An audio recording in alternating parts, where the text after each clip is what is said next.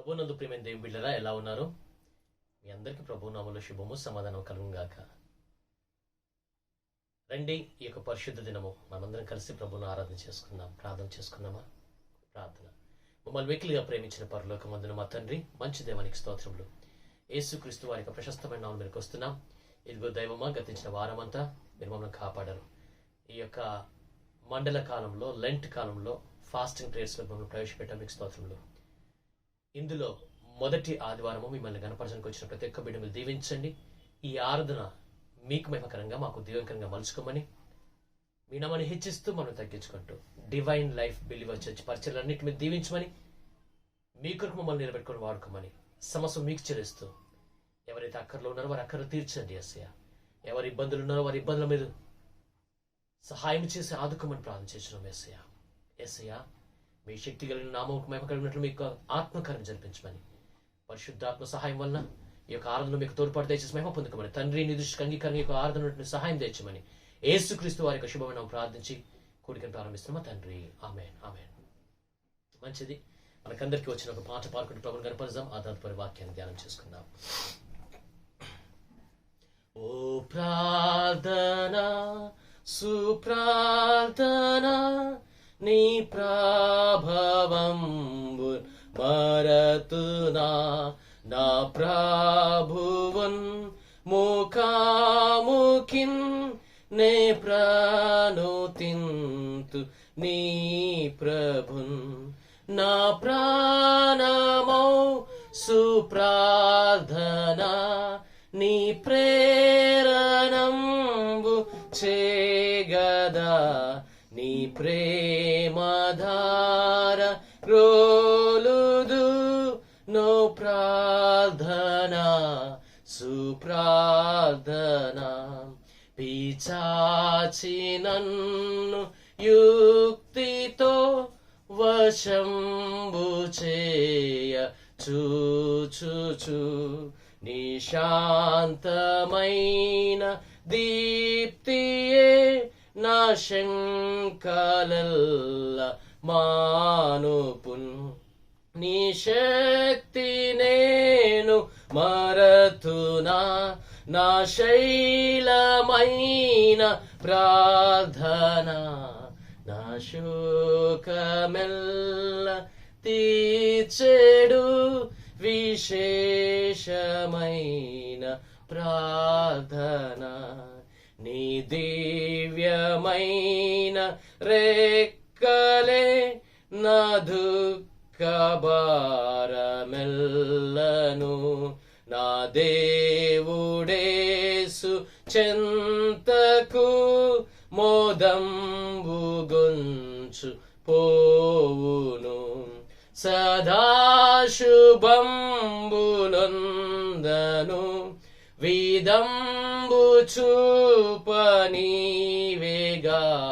నా ధైర్యమిచ్చు ప్రార్థన సుధా సుధార ప్రార్థన. అరమ్యమైన భూమిలో నరమ్యమౌ పిస్గానగం, బూరంబుగాను నెక్కిన చిరాగృహంబు పోదును, శరీరమున్ విదల్చినే పరంబు పోవు వేలలో, కరంబు నిన్ను మెచ్చెదన్ పరేషు ధ్యాన ప్రార్థన. తండ్రి, మీకు స్తోత్రములు. ఈ లోకంలో మీ స్వరూపంలో నీ పోలిక చొప్పున చేయబడిన నేను మేము మిమ్మల్ని ప్రార్థిస్తూ మీ యొక్క సహవాసంలో గడిపేటువంటి అమూల్యమైన ఆధిక్యతను మాకు ఇచ్చారు. మీకు స్తోత్రములు. సద్వినియోగం చేసుకుని కృపను దయచేయండి. మీ వాక్యాన్ని చదువుతూ మిమ్మల్ని స్తుతిస్తూ, మిమ్మల్ని ఆరాధిస్తూ, మిమ్మల్ని ప్రార్థిస్తూ మీ బిడ్డలంగా ఈ లోకంలో విరాజిల్లే కృపను దయచేయమని, వాక్యం వింటున్న ప్రతి ఒక్కరిని ఆశ్రయించమని యేసుక్రీస్తు యొక్క ప్రశస్తమైన నామములో నన్ను వేసులో చాటును మరుగుపరుచుకుని మీరే ఘనత పొందుకోమని యేసు ప్రార్థన తండ్రి. ఆమేన్, ఆమేన్, ఆమేన్. రండి ప్రభునందు ప్రేమ దేవులరా, దేవుని యొక్క వాక్యాన్ని మనం ధ్యానం చేసుకుందాం. మార్కు శుభవార్త 9వ అధ్యాయము 29వ మాట. అందుకైన ప్రార్థన వల్ల గాని మరి దేని వలనను ఈ విధమైనది వదిలిపోవుట అసాధ్యమని వారితో చెప్పాను. ఏ విధమైనది అనసంటే ప్రేమ దేవులరా, మత్తయి శుభవార్తలో దాని గురించి ఇంకా క్లియర్గా ఉన్నది. ఏంటంటే చాంద్ర రోగం తరచు నీళ్ళలో నిప్పులో పడవేస్తుంది. ఆ అబ్బాయిని తండ్రి యేసుక్రీస్తు శిష్యుల దగ్గర తీసుకుని వచ్చారు. వచ్చినప్పుడు వారు స్వస్థపరచలేకపోయారు. ఆ తదుపరి యేసు దగ్గర తీసుకొచ్చినప్పుడు యేసుక్రీస్తు ప్రభువారు ఆ అబ్బాయిని స్వస్థపరిచాడు. ఆ యొక్క సాతాను గద్దించాడు. అనగా రోగము వ్యాధి వచ్చినప్పుడు డాక్టర్స్ తెలుసుకోవాలంటే డయాగ్నోస్ చేస్తారు, స్కాన్ చేస్తారు, ఎక్స్రే తీస్తారు, రకరకాల పేర్లు పెట్టేసి అవన్నీ అంటే డాక్టర్ కన్సల్టేషన్ కంటే ఎక్కువగా కూడా టెస్ట్లకే వెళ్తుంది. అప్పుడు సరి అయిన రోగ నిర్ధారణ జరిగిన తర్వాత ఇచ్చేస్తారు. ఇది ఒకటి. రెండవది, కొన్ని రోగాలు వైద్య పరిభాషకు అందని పరిస్థితుల్లో అది ఆత్మీయపరమైనటువంటి పోరాటం అని గుర్తెరిగి మనము ప్రార్థనలో కనిపెట్టినప్పుడు దాని నుంచి మనం విడుదల పొందుతాం. ప్రభువునందు ప్రేమిందిరా, కొన్ని రోగాలు దేవుని మహిమ కొరకు వస్తవి. కొన్ని రోగాలు మనుషుల విశ్వాస పరీక్షలు స్థిరపరచడానికి వస్తవి. కొన్ని రోగాలు మనము చేసిన తప్పులు పాపాలను బట్టి వస్తవి. ఏది ఏమైనా కానీ, అది ఏదైనా కానీ యేసయ్య నామములో మనకు విడుదల ఉన్నదన్న సత్యము ఈ యొక్క ఉదయకాల సమయంలో మీకు తెలియజేస్తున్నాం. ప్రార్థన ఉపవాసము ఎప్పుడు సంభవం మనసంటే ప్రత్యేకించి క్రైస్తవ ప్రపంచానికి ఈ లెంట్ కాలంలో అది కలిసి వస్తుంది. ప్రియమిత్రులారా, ఈ లెంట్ ఎలా ప్రారంభించబడింది? యాష్ వెడ్నెస్డే, ఇవన్నీ బైబిల్లో 40 దినములకు ఉన్నటువంటి ప్రాముఖ్యత, వీటి గురించి క్లుప్తంగా మనం ధ్యానం చేద్దాం. దేవుని యొక్క వాక్యంలో వెలుగులో, అదే మాదిరిగా చరిత్ర వెలుగులో మనము సత్యాన్ని చూద్దాం. ప్రభునందు ప్రియమైన దేవులారా, 312వ సంవత్సరంలో క్రీస్తు శకము అనగా యేసుక్రీస్తు వారు చనిపోయి తిరిగి లేచిన తర్వాత అక్టోబర్ 28వ తారీఖు రోజున మాక్సెంటేనియస్ మధ్య మిల్వియన్ యుద్ధం జరిగింది. ఆ యుద్ధము మాక్సెంటేనియస్ మరియు కాన్స్టంటైన్ అనే రోమా సామ్రాజ్య అధిపతి మధ్యలో జరిగింది. ప్రియదేవులారా, ఆ యుద్ధము జరిగినప్పుడు ఆ యుద్ధానికి పోవడానికి కాన్స్టంటైన్ వంటి చక్రవర్తి ఇలా ఏంటి అనేసి కనిపెడుతున్న సమయంలో, అనగా ప్రార్థన చేస్తున్న సమయంలో మధ్యాహ్నము ఎండవేళ మధ్య ఆకాశంలో అతనికి సిలువ కనిపించిందని చరిత్రకారులు తెలియజేస్తారు. ఆ సిలువను చూసిన కాన్స్టంటైన్ తన గుర్రాలకు, అదే మాదిరిగా తన సైనికులకు ఆ సిలువ ఆకారంలో గుర్తును చేయించి దాన్ని ధరింపచేసి ఆ యుద్ధానికి వెళ్ళినప్పుడు ఆ యుద్ధములో అతను విజయం సాధించాడు.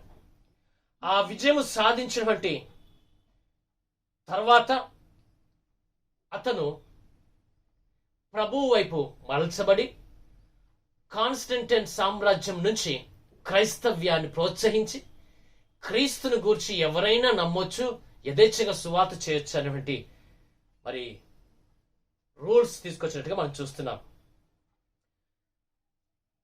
క్రీస్తు శకము 325 సంవత్సరంలో నైసియా అనే ప్రాంతంలో ప్రపంచ క్రైస్తవ సమావేశం జరిగింది.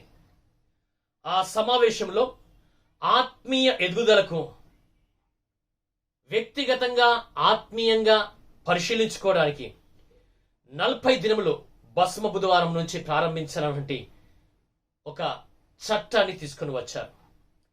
క్రీస్తు శకము 601లో గ్రెగోరీ అనేటువంటి పోప్ ఫిబ్రవరి 10 నుండి మార్చ్ 4వ తారీఖు వరకు లోగల దినములను అతను ఉపవాస దీక్షగా చేస్తే బాగుంటుందని నిర్ణయాన్ని చేశాడు. కారణం, కాన్స్టంటైన్ వంటి చక్రవర్తి వసంత కాలములో దీన్ని చేస్తే బాగుంటుందని చెప్పారు. పరమగీతం లోపల మనం గమనించినట్లయితే 2వ అధ్యాయము 12వ మాట మనం చూసుకుందామండి.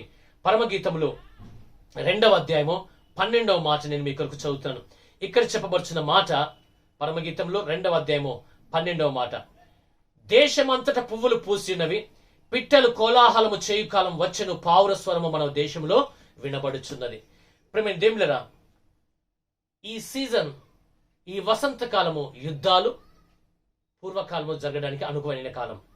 అయితే ఈ యొక్క కాన్స్టంటైన్, అదే మాదిరిగా గ్రెగోరీ వంటి పోప్ వీరు నిర్ణయించిన దాని ప్రకారము ఇది ఆత్మీయ ఎదుగుదలకు చాలా మంచిదని అసలు. ఎందుకంటే చెట్ల ఆకులు రాలుతూ కొత్తగా చిగురు వస్తూ పుష్పాలు వస్తూ పక్షులు కోలాహలం చేస్తుంటవి. అదే మాదిరిగా మన వ్యక్తిగత జీవితంలో కోపము, ఈర్ష, పగ, ద్వేషము, అసూయ, వ్యభిచారము అనేటివన్నీ కూడా చెడువి ఆకుల్లా రాలిపోవాలి, క్రీస్తులో నీవు చిగురించాలి అన్నదే దీని యొక్క ఉద్దేశమైనది. ప్రభునందు ప్రేమ దేవులారా, ఫిబ్రవరి అనేటువంటి మాట లాటిన్ లో ఫిబ్రువా అని అంటారు, అనగా పవిత్రత అనే అర్థం. ప్రియ దేవులారా, కాన్స్టంటైన్ అనేటువంటి రోమా చక్రవర్తి సామ్రాజ్య పరిపాలన ఏలుబడిలో ఫెస్టివల్ ఆఫ్ ప్యూరిఫికేషన్ అన్నటువంటి దాన్ని ఈ యొక్క ఫిబ్రవరి మాసంలో ప్రారంభించాడు. అనగా వ్యక్తిగతంగా, కుటుంబంగా, సమాజంగా శుద్ధీకరించుకోవడం. భక్తులైన దావీదు 51వ కీర్తనలో తను తెలియజేస్తాడు. అతను పాపము చేసి తన పాపాన్ని ప్రభు చెంత ఒప్పుకుంటూ రాసిన కీర్తన, పశ్చాత్తాప కీర్తన, సెల్ఫ్ ఎగ్జామినేషన్ సామనస్ అంటారు. దేవుళ్ళ జ్ఞాపకం చేస్తున్నాం. ఈ రీతిగా చరిత్రలో నుంచి భస్మ బుధవారంను ప్రారంభించారు. భస్మము అనగా బూడిద, దుమ్ముకు దుమ్ము, బూడిదకు బూడిదగా. ఆది కాండము మనం చూస్తాం, అబ్రహాము లోతు గురించి, సొదొమ గొమొర గురించి విజ్ఞాపన చేస్తూ దుమ్ముకు దూడిదకు బూడిదకు అయినటువంటి నన్ను నేను తగ్గించుకుంటూ అడుగుతున్నానయ్యా, అక్కడ ఒక 10 మంది ఉంటే రక్షిస్తావా? తప్పకుండా రక్షిస్తాను. ప్రేమ దేవుని తగ్గింపునకు గుర్తుగా ఉన్నది. యోబు గ్రంథంలో మనం చూస్తాము, నేను బూడిదలోను దుమ్ములోను మూతి పెట్టుకోవాల్సి వచ్చింది అని అన్నాడు. అనగా అతని శ్రమ బాధలో తగ్గించుకొని ప్రభు వైపు చూశాడు, ప్రభుని దూషించలేదు.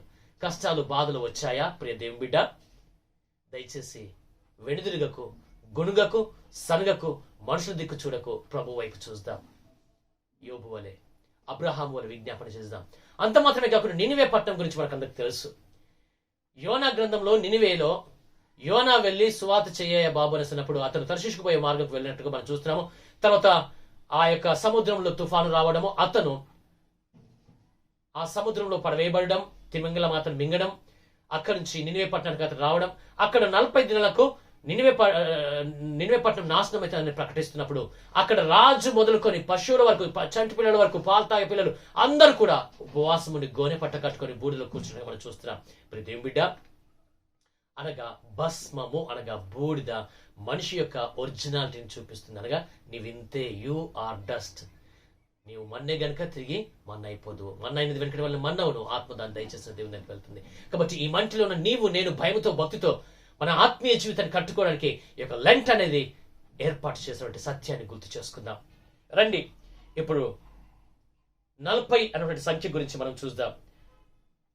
Why this 40 days? క్వాడ్రాగెసిమా అనేసి అంటారు. దాని అర్థము 40 అనేసి అర్థము. మరి దేవుళ్ళరా, ఆదివారాలు లెక్కించకుండా మిగతా దినాలు లెక్కపెట్టి 40 దినాలు ధ్యానిస్తారు. ఆదికాండము 7వ అధ్యాయం 17వ వచనంలో నోవాహు కాలంలో జరిగిన సంఘటన మనం చూస్తున్నాం.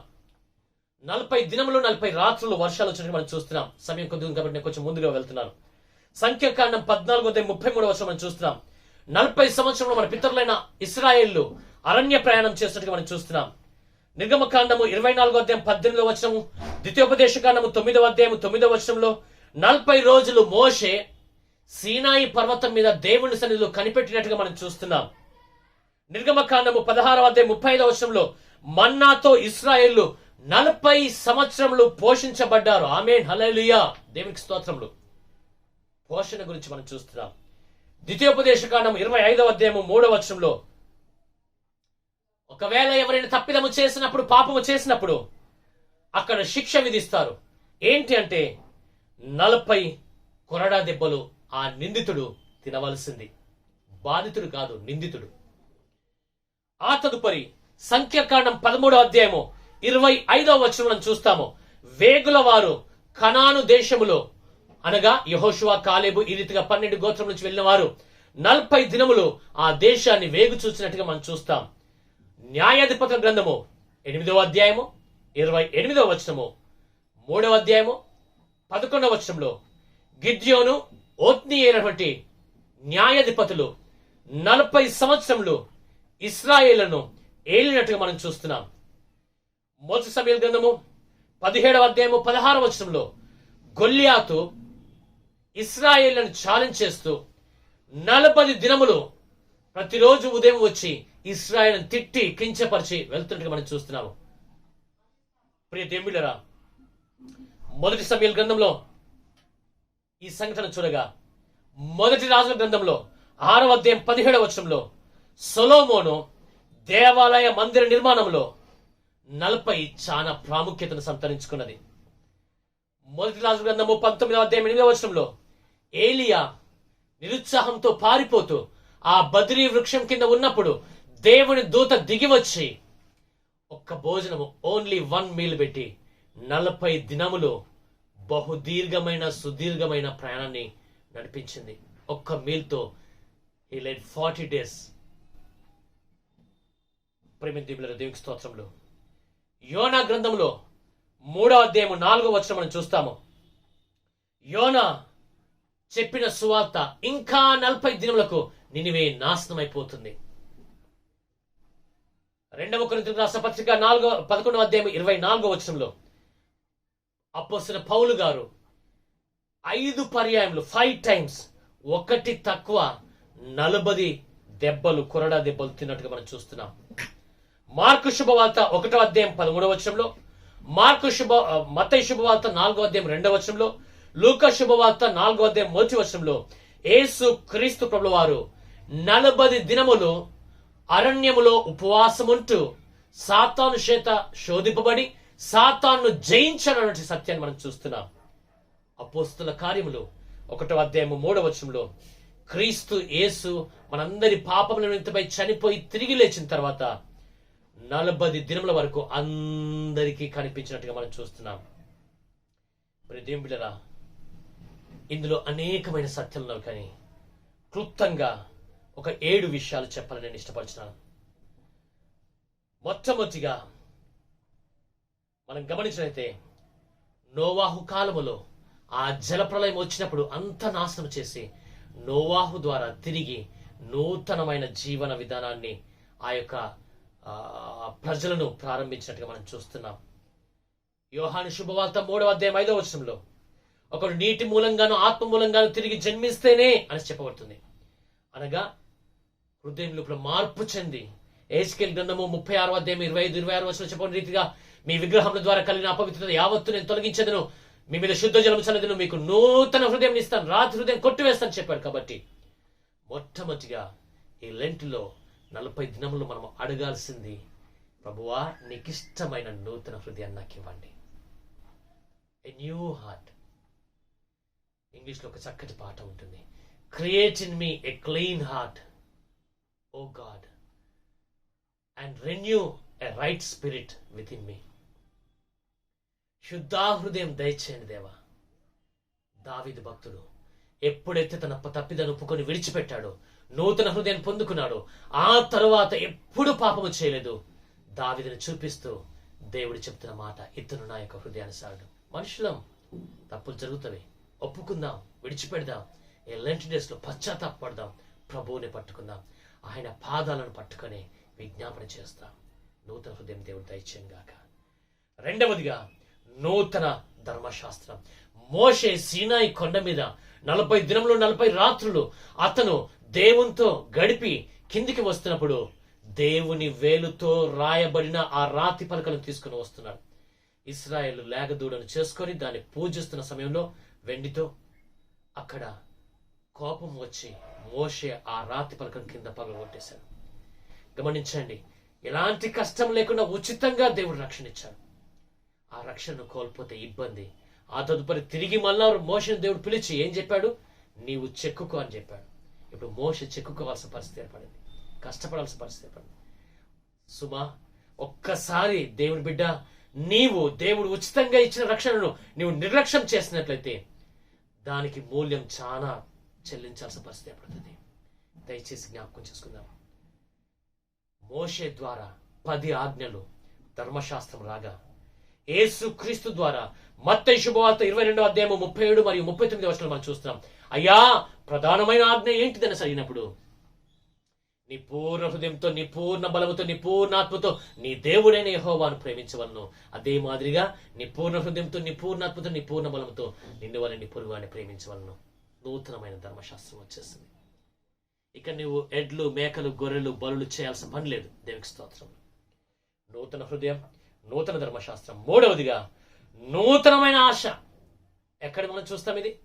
సంఖ్యాకాండం 13వ అధ్యాయం 20వ వచనంలో వేగుల వారు వెళ్ళారు, అక్కడ నెఫిలీలు ఉన్నారు, ఆజానుభావులు ఉన్నారు, వాళ్ళ ముందర మేము మిడతల్లా కనిపించినాం. అయినప్పటికీ యెహోషువ, కాలేబు చెప్పారు, అయినప్పటికీ దేవుడు మనతో ఉండగా మనం వారిని జయిస్తాం. ప్రభువును ప్రేమించులారా, 107వ కీర్తన 9వ వచనం లోపల మనం చూద్దాము ఒకసారి. 107వ కీర్తన 9వ వచనం. Thank you Jesus, thank you Lord, hallelujah, యేసయ్య మీకు స్తోత్రములు, పరిశుద్ధుల మీకు స్తోత్రములు, thank you Lord, thank you Lord. 107వ కీర్తన 9వ మాట నేను మీ కొరకు నేను చదువుతున్నాను. Thank you Jesus, thank you Jesus, thank you Lord, thank you Lord, hallelujah, hallelujah. 107వ కీర్తన 9వ వచనం నేను మీకు చదువుతున్నానండి. ఇక్కడ చెప్పబడుతున్న మాట, థ్యాంక్ యూ లార్డ్, యేసయ్య మీకు స్తోత్రం. ఏలైనగా ఆశగల ప్రాణమును ఆయన తృప్తిపరిచినాడు, ఆకలి గొనిన వారి ప్రాణమును మేలుతో నింపి ఉన్నాడు. హల్లెలూయా, దేవునికి స్తోత్రములు కలుగుగాక. నీ ఆశ ఏమున్నా కానీ మనుషుల ఎదుట పెడితే అవమానం పాలవుతాం. కొన్నిసార్లు జరగవచ్చు, జరగకపోవచ్చు, కానీ దేవుని ఎదుట పెడదాం, మన ఆశలు తీర్చబడతాయి. ఆశలన్నీ నీ మీదనే తీర్చవా ప్రభు. ప్రేమ దేవుడు మాత్రమే, ఆయన మాత్రమే తీర్చగలడు మన ఆశలు, మన కోరికలు, మన యొక్క అవసరతలు, మన యొక్క అక్కర్లు కేవలం ఆయన మాత్రమే తీర్చగలడు. ఎందుకనగా దేవుని యొక్క వాక్యం మనం చూస్తున్నాము, ఆశ కలిగిన ప్రాణమును ఆయన తృప్తి పరిచి ఉన్నాడు అనేటువంటి సత్యాన్ని మనము చూస్తున్నాం. ప్రేమిందుల 131వ కీర్తనలు కూడా మనం గమనించినట్లయితే అక్కడ చెప్పవలసిన మాట, థ్యాంక్ యూ లార్డ్, హల్లెలూయా, యేసయ్య మీకు వందనాలు. 131వ కీర్తన ఇక్కడ చెప్పవలసిన మాట 3వ మాట, ఇశ్రాయేలు ఇది మొదలుకొని నిత్యము యెహోవా మీదనే ఆశ పెట్టుకొనుము. ఎవరి మీద ఆశ వద్దు, దేవుని మీద ఆశ పెట్టుకుందాం, నీ ఆశలు తీర్చబడతాయి. కాబట్టి నూతనమైన ఆశ. ఇశ్రాయేలు ఆ యొక్క దేశములన్నింటినీ స్వాధీనపరచుకున్నట్టు మనం చూస్తున్నాం. నూతనమైన ఆశ నీకు దేవుడు దయచేయను గాక. 4వదిగా మనం చూసినట్టే నూతనమైన ప్రత్యక్షత. ఏలియా జీవితం లోపల యెజబెలు మాట విన్నప్పుడు కృంగిపోయాడు. కానీ 2వ దినవృత్తాంత గ్రంథము 26వ అధ్యాయం 5వ వచనము, మొదటి రాష్ట్ర పత్రిక 6వ అధ్యాయము 15వ వచనం లోపల మనం గమనించినట్లయితే అక్కడ నూతనమైన ప్రత్యక్షత దేవుడు మనకు దయచేసినట్టు మనం చూస్తున్నాం. అంత మాత్రమే కాకుండా నూతనమైన విజయము యేసు క్రీస్తు ప్రభుల వారిది ద్వారా మనం పొందుకోగలము. రోమీయులకు రాసిన పత్రిక 8వ అధ్యాయం 37వ వచనంలో చెప్పబడిన మాట మనం ఒకసారి గమనిద్దామా? రోమన్స్ 8:38 లో మనం చూద్దాం. రోమీయులకు రాసిన పత్రిక 8వ అధ్యాయము థ్యాంక్ యూ జీసస్ 8వ అధ్యాయము 37వ మాట నేను మీ కొరకు చదువుతున్నాను. ఇక్కడ చెప్పవలసిన మాట, అయినను మనలను ప్రేమించిన వాని ద్వారా మనము వీటన్నిటిలో అత్యధిక విజయం పొందుతున్నాం. వృద్ధాప్యంలో కావచ్చు, అనారోగ్యంలో కావచ్చు, అప్పుల్లో కావచ్చు, ఎందులోనైనా కానీ యేసు క్రీస్తు ద్వారా నూతనమైన విజయము నీకుందన్నటువంటి సత్యాన్ని ఈ రోజు మీకు తెలియజేస్తున్నాం. దేవుడు మిమ్మల్ని దీవించిన ప్రేమ దీవులరా, నూతనమైన విజయము దేవుని ద్వారా మాత్రమే సాధ్యము, ఇంకెక్కడ కూడా సాధ్యం కాదు. అందుకనే భక్తులు సెలవిస్తున్నారు. 44వ కీర్తనను మనం గమనించినట్లయితే 44వ కీర్తన 3వ వచనంలో చెప్పవలసిన మాట ఇక్కడ చెప్పవలసింది, వారు తమ ఖడ్గము చేత దేశమును స్వాధీనపరచుకోలేదు, వారి బాహువు వారికి విజయమే లేదు. నీవు వారిని కటాక్షించితివి గనుక నీ దక్షిణ హస్తమే, నీ బాహువే, నీ ముఖకాంతియే వారికి విజయము కలుగజేసను. నీతి అను నా దక్షిణ హస్తంతో ఆదుకొనుచున్నానని చెప్పాడు కదా ప్రేమికులారా. దక్షిణ హస్తమే మనకు విజయం ఇచ్చింది. కాబట్టి దేవుని హస్తము వాక్యం ఆలకిస్తున్న మీకు, నాకు, మనకందరికీ తోడుగా ఉండి మన ప్రయత్నం కాకుండా ప్రభు కృపచేత మనకు అన్నిట్లో విజయం కలుగుగాక, నూతనమైన విజయం. అంత మాత్రమే కాకుండా మొదటి యోహాను పత్రికలో మనం చూస్తాము 5వ అధ్యాయము 1 జాన్, మొదటి యోహాను పత్రిక 5వ అధ్యాయము 14వ వచనంలో అక్కడ చెప్పబడిన మాట మనం చూసినట్లయితే అక్కడ నూతనమైనటువంటి విశ్వాసం అనే సత్యాన్ని మనం చూస్తున్నాం. నూతనమైనటువంటి విశ్వాసం ఇక్కడ చెప్పబడుతుంది, దేవుని మూలంగా పుట్టిన వారందరూ లోకమును జయించుదురు, లోకమును జయించింది మీ విశ్వాసమే, మన విశ్వాసమే అని చూస్తున్నాం. కాబట్టి యేసుక్రీస్తులో ఒక క్రొత్త విశ్వాసం పెట్టుకుందాం. మనుషుల్లో పెట్టుకుంటే లాభం లేదు, డబ్బులో పెట్టుకుంటే లాభం లేదు, బంగారంలో పెట్టుకుంటే ఆ లాభం లేదు, నీ బలం లోపల పెట్టుకుంటే లాభం లేదు, యవ్వనం ఇవన్నీ కూడా పోతాయి. కాబట్టి ప్రభుత్వ నూతనమైన విశ్వాసం పౌలు జీవితంలో మనం చూస్తున్నాం. ఒకటి తక్కువ 40 కొరడా దెబ్బలు 5 సార్లు తిన్నగాని దేవుని అందులో విశ్వాసం మాత్రం మానలేదు. దేవునికి స్తోత్రం కలుగుగాక. ప్రభుత్వ ప్రేమికులారా, నినివే పట్టణాన్ని గురించి మనం చూస్తున్నాము. 40 రోజులకు నాశనం అవుతున్నాం కానీ వినగానే నెక్స్ట్ డే వాళ్ళు ఫాస్టింగ్ మొదలు పెట్టారు. ఏమి జరిగిందండి? ఆదికాండం మనం చూస్తున్నాం కదా, నూతనమైనటువంటి ఆశీర్వాదం దేవుడు మనకి ఇవ్వడానికి సిద్ధంగా ఉన్నాడు. ఆదికాండం లోపల 39వ అధ్యాయము 5వ మాట ఒకసారి మనం చదువుకుందామండి. ఆదికాండము 39వ అధ్యాయము 5వ మాట ఇక్కడ చెప్పాల్సింది, అతడు తన ఇంటి మీదను తనకు కలిగిన అంతటి మీదను అతని విచారణకర్తగా నియమించిన కాలం మొదలుకొని యెహోవా యోసేపు నిమిత్తము ఆ ఐగుప్తుని ఇంటిని ఆశీర్వదించను. యెహోవా ఆశీర్వాదము ఇంటిలోనేమి పొలములోనేమి అతనికి కలిగిన సమస్తము మీదను ఉండేను. ఆమేన్. నూతనమైన ఆశీర్వాదము యేసుక్రీస్తు ద్వారా సాధ్యము. ప్రేమికులారా, యోసేపు ద్వారా ఈ యొక్క ఫరో ఇంటికి వచ్చినట్టుగా మనం చూస్తున్నాం. ప్రేమికులారా, నీ జీవితంలో, నా జీవితంలో దేవునికి ఇష్టమైన జీవితం కలిగి ఉన్నప్పుడు యోసేపు గురించి మనం చూస్తాం. అతను పాపాన్ని విడిచిపెట్టిన వ్యక్తి, ప్రభు కొరకు ప్రత్యేకించుకున్న వ్యక్తి, అన్నల మీద ఎవరి మీద ఆధారపడ్డ వ్యక్తి కాదు, కేవలం ప్రభు మీదనే ఆధారపడ్డ వ్యక్తి. ఆ వ్యక్తి నూతనమైన ఆశీర్వాదానికి పాత్రులుగా ఉన్నట్టుగా మనం చూస్తున్నాం. ప్రేమికులారా, యోహాను శుభవార్తల 3వ అధ్యాయము 27వ మాటలో కూడా ఒక చక్కటి మాట మనం చూద్దామండి. ఇక్కడ చెప్పబడింది, అందుకు యోహాను ఇట్లనెను, తనకు పరలోకం నుండి అనుగ్రహింపబడితేనే గాని ఎవడును ఏమీయూ పొందనేరడు. ప్రేమికులారా, పరలోకం నుంచి దేవుడు మనకు అనుగ్రహించును గాక. ప్రియదేవులారా, దేవునికి మహిమ కలుగును గాక. నీవు నేను ఈ లోకంలో ఉన్నప్పటికీ పరలోకం నుంచే మన రిసోర్సెస్ అన్ని, పరలోకం నుంచే మన యొక్క అన్ని ఆశలు తీర్చబడతాయి. ప్రియదేవులారా, సంఖ్యాకాండంలో ఒక మాట చూసి మనం ముగించుకుందాం. సంఖ్యాకాండము 6వ అధ్యాయము 24 నుంచి 26 వచనం లోపల దేవుడు ఇశ్రాయేలును దీవించమని చెప్పిన మాట. కాబట్టి ఉపవాసం ఉంటున్న మిమ్మల్ని అందరికీ కూడా నేను ప్రభువు నామములో సేవకునిగా ఇవ్వమన్నటువంటి దేవుని మాట నేను మీకు ఇస్తున్నాను. మీరు ఇశ్రాయేలును ఈలాగు దీవించవలను, ఆత్మీయ ఇశ్రాయేలుగా మలచబడిన నీ కొరకు నా కొరకు దీవెన. యెహోవా నిన్ను ఆశీర్వదించి నిన్ను కాపాడును గాక. యెహోవా నీకు తన సన్నిధి ప్రకాశింపచేసి నిన్ను కరుణించును గాక.